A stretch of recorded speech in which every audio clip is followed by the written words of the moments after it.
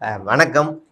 அதாவது இந்த ஒரு நாளுக்காகத்தான் ஒரு 3 வருஷமா வேலை பார்த்து, ஒரு ஸ்டாண்ட் எடுத்து பக்காவா அதில வேலை பார்த்து, ஏதோ சாதிச்ச மாரி உணர்றோம்.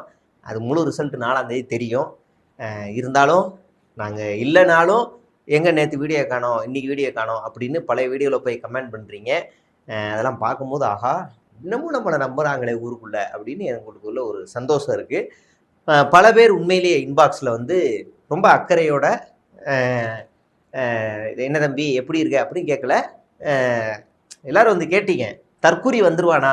அப்படின்னு கேட்டீங்க. "நீ எப்போ வருவ?" அப்படின்னு கேட்டிருந்திருக்கலாம் கூட நான் அதுக்கு பதில் சொல்லியிருந்திருப்பேன். "தற்குறி வருவானா?" அப்படின்னு கேட்கும்போது, நான் அதுக்கு என்ன சொல்ல முடியும் அப்படின்னா, அது தனி உலகம். அவங்க கூட்டத்துல, அவங்க உலகத்துல வந்துட்டாரு. ஆட்சி நடத்திக்கிட்டு இருக்காரு. அவங்க உலகத்துல வாழ்ந்துகிட்டு இருக்காய்ங்க.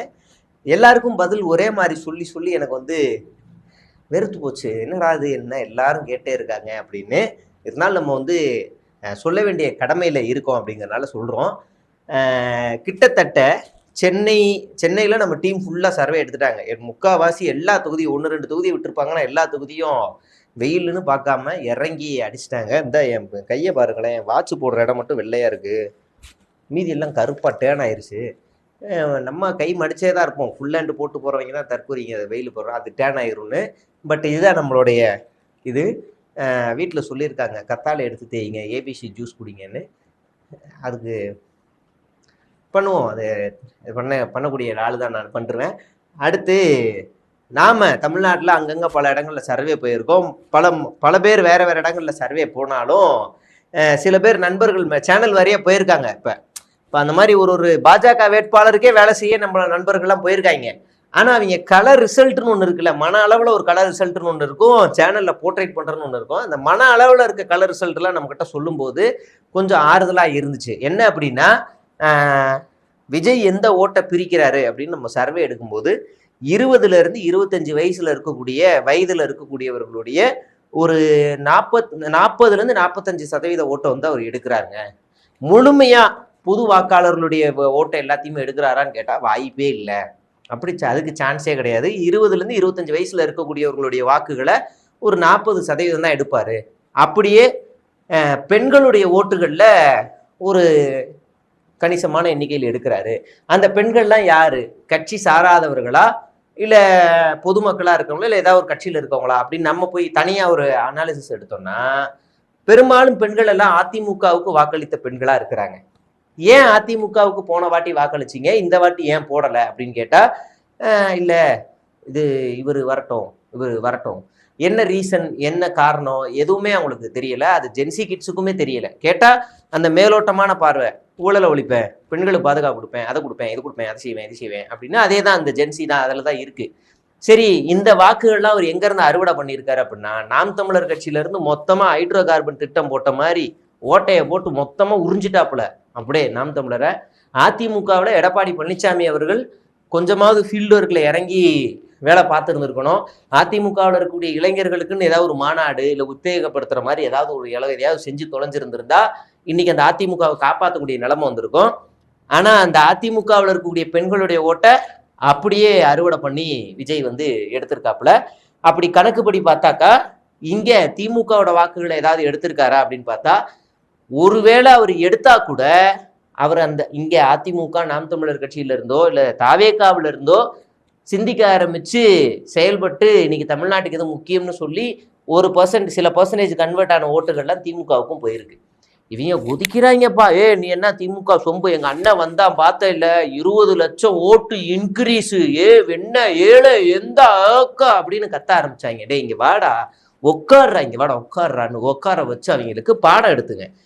இந்த 2026 தேர்தலை 2021 ஒப்பிடக்கூடாது, 2016 தாண்டா ஒப்பிடணும் அப்படின்னு சொல்லுங்க. ஏன்னா 2021 கொரோனான்னு ஒரு பெரிய பெருந்தொற்றுன்னு ஒண்ணு வந்துச்சு. நீங்க எல்லாரும் செய்தியை கேள்விப்பட்டிருப்பீங்க. விதிகளை மீறி தேர்தல் பிரச்சாரம், விதிகளை மீறி ஆபத்தை உணராமல் ஆளும் கட்சி தேர்தல் பிரச்சாரம். அப்ப அதிமுக இருந்துச்சு. அதே மாதிரி திமுக மேலேயும் நிறைய செய்திகள் வந்துச்சு. கூட்டமாக சமூக இடைவெளி பின்பற்றாமல் தேர்தல் பிரச்சாரம் செய்த திமுக அப்படி இப்படிலாம் பண்ணாங்க. ஓட்டு போடுற அன்னைக்கு கூட தமிழ்நாட்டில் பல வீடுகளில் தகர சீட்டு வச்சு அடிச்சிருந்தாங்க.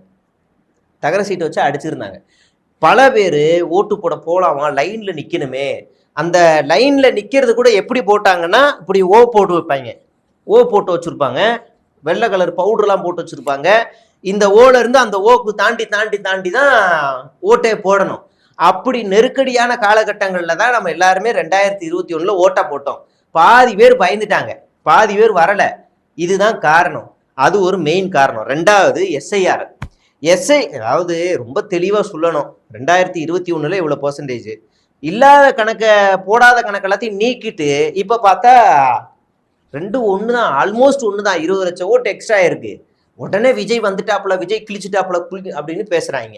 ஆனா 2016 அதாவது விஜய் என்ன ஜெயலலிதா அம்மா முன்னாடி இப்படி கை கட்டி நின்றுகிட்டு இருந்த கொஞ்ச நாளைக்கு அப்புறமா 2016 ஒரு எலெக்ஷன் வருது, ஒரு 2 வருஷத்துல. அந்த 2 வருஷத்துல 40 லட்சம் ஓட்டு இன்க்ரீஸ் ஆயிருக்கு. அப்ப என்ன காரணமா இருக்கும்? அப்ப சூப்பர் ஸ்டாரும் இல்லை, கமலஹாசனும் கிடையாது, வேற என்ன காரணம்? வேற யாரு? அப்ப இந்த மாதிரி ஆத்திர வேலையெல்லாம் போய் பனையூர்ல உட்காந்து ஆத்துங்கடா அப்படி நீங்க உங்க பிள்ளைகளுக்கு நீங்க சொல்லித்தரலாம். அப்புறம் ரெண்டாவது, நிறைய பேர் என்கிட்ட வந்து கேட்ட கேள்வி என்னன்னா, என் வீட்டு பிள்ளைங்களாம் விஜய்க்கு போட சொல்லி மிரட்டுதுங்க, எப்படி சமாளிக்கிறதுன்னு சொல்லி கொடுங்க அப்படின்னாங்க. ரொம்ப சிம்பிள், ரொம்ப சிம்பிள். சரிடா கண்ணா, நீ ஒரு சின்ன பையன், சின்ன பொண்ணு, ஓம் பேச்ச நான் கேட்கிறேன். ஏன்னா நான் ஓ மேல மரியாதை வச்சிருக்கேன், ஏன் மேல நீ மரியாதை வச்சிருக்க, ஓ மேல பாசம் வச்சிருக்க, ஏன் மேல நான் பாசம் வச்சிருக்கேன், ஆமா தானேன்னு கேட்டா அவன் ஆமான்னு தான் சொல்லுவான். சொல்லக்கூடிய பையன் தான். நம்ம வளர்ப்பு அப்படிதான் இருக்கும், நல்ல வளர்ப்பு அப்படிதான் இருக்கும். இப்ப நாம என்ன செய்ய போறோம்னா, அடுத்த கேள்வி, சரிடா இப்ப விஜய் அவர்கள் தன்னுடைய பசங்கிட்ட போயிட்டு டேய் எனக்கு ஓட்டு போடு, அம்மா எனக்கு ஓட்டு போடு அப்படின்னு சொன்னா அவங்க கேட்பாங்களா? இல்ல தன்னுடைய மனைவிட்ட போய் சொல்லி ஓட்டு போடுன்னு சொன்னா, விஜய் சொன்னா அவங்க வீட்டுல இருக்கவங்க கேட்பாங்களா அப்படின்னு உங்க பிள்ளைங்கிட்ட சொல்லுங்க, சொல்லிருங்க. சொல்லிட்டு அவன் ஆட்டோமேட்டிக்கா கேட்க மாட்டாங்க. அப்ப நான் மட்டும் என்ன லூசா, அப்படி கெட்ட வார்த்தை சொல்ல வேண்டாம், நான் மட்டும் என்னடா. அதனால என்ன சொல்லணுமோ அதை வந்து நீங்க ப்ராப்பரா சொல்லி புரிய வச்சிருங்க, சரிங்களா? அப்படி புரிய வச்சிருங்க. சரிடா இப்ப நீ இப்படி சொல்றியே, வேற ஏதாவது அடிக்கக்கூடாது, திட்டக்கூடாது, பட் இப்படி பாசமா புரிய வச்சுட்டீங்கன்னு வச்சுக்கோங்களேன், சிம்பிளா வேலை முடிஞ்சிடும். அதை மீறி அவங்க அடம் பிடிக்கிறாங்க அப்படின்னா அவங்கள ஒரு சேர்ல உட்கார வச்சுக்கிட்டு ஆதியோ இல்லை சுறா படத்தையோ போட்டு காட்டுங்க, முடிஞ்சு, அவ்வளோதான். இல்லைன்னா இந்த ஒரு படம், அந்த ஷார்ட் ஹேர்ல நடிச்சிருப்பாரு, அது என்ன, ஸ்னேகாவெல்லாம் நடிச்சிருப்பாங்க அந்த படத்துல, அதுக்கு ஏதோ ஒரு பேர் அந்த படம். அந்த படத்தை நல்லது சொல்றேன், அவன் அந்த ஆதி படத்தை பார்த்துட்டானா ஒக்கு போல அப்படின்னு ஓடுருவான். நான் உங்களுக்காக நான் சொல்றேன், சுறா படத்தெல்லாம் பார்த்தானா டிவியை தூக்கிட்டு போய் வெளியே தூக்கி எரிஞ்சிருவான். அதனால நான் அந்த படத்தை நீங்க போட்டு காட்டுங்க. ஜஸ்ட் மிஸ் ஜனநாயகன் வரல, ஒருவேளை அந்த கூத்துல அந்த கழுசடைக்குள்ள என்னென்ன கருமம் இருந்துச்சுன்னு நமக்கு தெரியாது, வந்தாதான் தெரியும். அது வந்துருந்துச்சுன்னா நாளைக்கு அந்த படம் என்னைக்காவது ரிலீஸ் ஆகும், அப்போ அதை போட்டு காட்டிடுங்க. மேபி அதுலேயும் பிரிஞ்சுலாம் இருக்குது, ஏன்னா ட்ரெய்லரே பார்த்துட்டோம், கேசரியெல்லாம் கிண்டி வச்சுருக்காங்க. ஸோ அதை போட்டு காட்டுங்க. அதோட உங்கள் பையன் க்ளோஸ். அப்பா எம்மா தயவு செய்து விஜய்க்கு ஓட்டு போடாதம்மா, என்னம்மா இப்படி இளவு படத்தை எடுத்து வச்சிருக்கான், கருமோச்சி இதெல்லாம் சுறாவாது அப்படின்னு கேட்டுருவான். அதனால இப்படி ஒரு இப்படிலாம் டாக்டிக்ஸை யூஸ் பண்ணி குழந்தைங்களை கன்வின்ஸ் பண்ண முடியும். பட் நீங்கள் சுறா படத்தையும் ஆதி படத்தையும் காட்டுறதே ஒரு வகையான சைல்டு ஹராஸ்மெண்ட் தான். அதை கூட நீங்கள் காட்ட வேண்டிய அவசியம் இல்லை.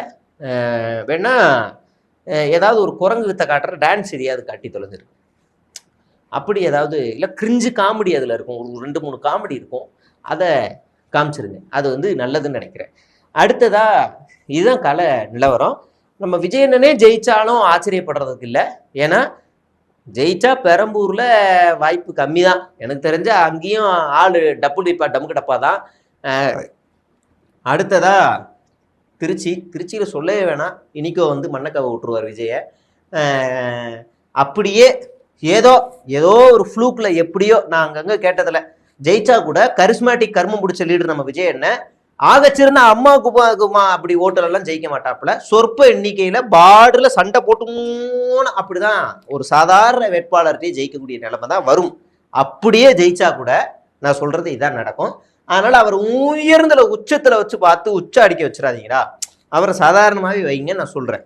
அப்புறம் நம்ம சில்பா குமார் இருக்கிறதே படுதோல்வியான ஒரு தோல்விய நம்ம சில்பா குமாரண்ணன் பாப்பாரு. நான் சொல்லல, வில்லிவாக்கத்துல இருந்தவங்க சொல்றாங்க. சில்பா குமாரண்ணன் கூடவே சுத்திக்கிட்டு இருந்த ஒரு 100-300 பேர் என்ன செஞ்சுட்டாங்கன்னா, திடீர்னு கார்த்தி முன்னில போயிட்டு அவர் வேட்பாளர், அந்த திமுக வேட்பாளர்ல இனிமே உங்களுக்காக தாவேக்கா துண்டு அப்படின்னு சிந்தி எரிஞ்சு அங்க போய் சேர்ந்திருக்காங்க.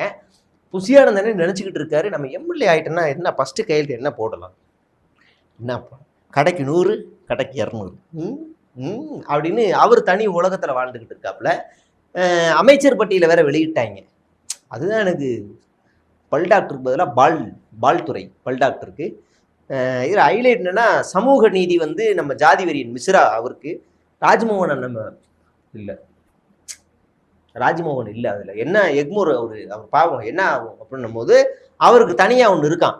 அதாவது ஆங்கரிங் தானே, நீயா நானா மாதிரி தானே சட்டமன்றமோ இவங்களா நினச்சிக்கிட்டாங்க. நீயா நானா மாதிரி தானே சட்டமன்றம், அப்போ நீயா நானா எதிர் நடுவில் யாருக்கு வருவா, கோபிநாத் அண்ணன் மாதிரி ஒரு ஆள் வேணும்.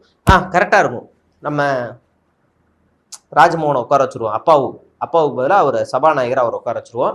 இவர் கொஞ்சம் புது வித்தியாசமான சபாநாயகர். இவர் அப்படியே இறங்கிடுவார் சட்டமன்றத்துலேருந்து, இப்படி இறங்கிட்டு நீங்கள் உங்களுடைய தரப்பை நீங்கள் சொல்லுங்க இல்லை அந்த மைக்கு அங்கே கொடுங்க அங்கே உங்கள் தொகுதி பிரச்சனை சுருக்கமாக கேள்வி மட்டும் கேளுங்க, பதில் சுருக்கமான பதில் கேள்வி நேரம் சுருக்கமாக அப்படின்னு இவர் இறங்கி நடந்துருவார். சட்டமன்றத்துக்குள்ளே இப்படி இறங்கிடுவார். திடீர்னு எல்லாரும் தேடுவாங்க, ஆங்கர் எங்க, சபாநாயகர் எங்கன்னு தேடுவாங்க. அப்போ பார்த்தா அவர் எடப்பாடி பழனிசாமி கோல்ல இப்படி ஒரு கை போட்டுருவார். நீங்கள் சொல்லுங்க உங்களுடைய கருத்து சொல்லுங்க ஆஹா வாட்ட எதிர்கட்சி வாங்க அப்படின்னு ஒரு ஆங்கரிங் பண்ணக்கூடிய ஒரு கெப்பாசிட்டி உள்ள ஒரு ஆள் தான் ராஜ்மோகன். அதனால அவருக்கு அப்பாவு அதில் இல்லைன்றனால கவலைப்படாங்க, அப்பாவுக்கு போல அவர் அந்த இடத்துல பூர்த்தி பார்த்துரு அவர் வந்துருவார். வைக்கக்கூடிய ஆள் தான் அவர் வந்துருவார். அப்புறம் ராஜ்மோகன் உங்கள் பையன் பேர் பகத்சிங்னு கேள்விப்பட்டேன். என்னென்ன சரி, நல்ல விஷயந்தான், வாழ்த்துக்கள், அதுக்காக வாழ்த்துக்கள் சொல்கிறேன். அதுக்கப்புறம் அடுத்து வருவோம். இப்படி எல்லா கன்றாகரெல்லாம் பண்ணிக்கிட்டு இவங்க ஒரு கற்பனையில் வாழ்ந்துக்கிட்டு இருக்காங்க. நேற்று ஒரு பார்ட்டி வேற நடந்திருக்கு. அந்த பார்ட்டியில் நம்ம மூத்த தற்கூரியன் கலந்துருக்காப்புல. அதில் வெற்றி கொண்டாட்டமாக வெற்றியை கொண்டாடி இருக்காங்க. அது பர்த்டே ஃபங்க்ஷன் வெளியே சொன்னாலும் அது வெற்றி கொண்டாட்டமாகவே நடந்திருக்காமா. அது வேற ஒரு பக்கம் நடந்துக்கிட்டு இருக்கு. என்ன கருமத்தை கொண்டு வந்து சேர்க்க போகிறாங்கன்னு தெரியல. ஆக மொத்தத்தில் நம்ம கணிப்பு என்னென்னா 150 டிஎம்கே கூட்டணி எல்லாம் சேர்ந்து அடிக்குதுங்கிறதுல தெரிய வந்திருக்கு. இருந்தாலும் மக்கள் தீர்ப்பே மகேசன் தீர்ப்புங்கிற மாதிரி மீதி அந்த 80-84 யார் பிடிப்பா அப்படிங்கிறதெல்லாம் பார்க்கணும். ஒருவேளை இவங்க உள்ளடி வேலை பார்த்து எதையாவது தேர்தல் ஆணையர் உள்ளடி பார்த்தாங்கன்னா மக்களுக்கு தெரிஞ்சிடும். அந்தந்த தொகுதியில் எவன் எந்தெந்த வேட்பாளர் எந்த லட்சணத்தில் இருக்கா, என்னைக்கு எவன் ஓடு போட வந்தா எல்லாமே தெரிஞ்சிடும்.